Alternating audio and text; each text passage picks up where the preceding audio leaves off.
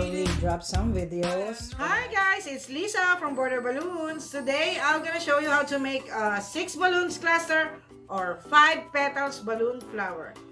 I inflated total of 6 balloons and make it a duplet. I choose yellow color and another duplex, total of 3. I choose yellow and red. Make a quad on this color and add the last one in the center. Wrap around and lock it. And ta-da! 6 balloons cluster or 5 petals balloon flower.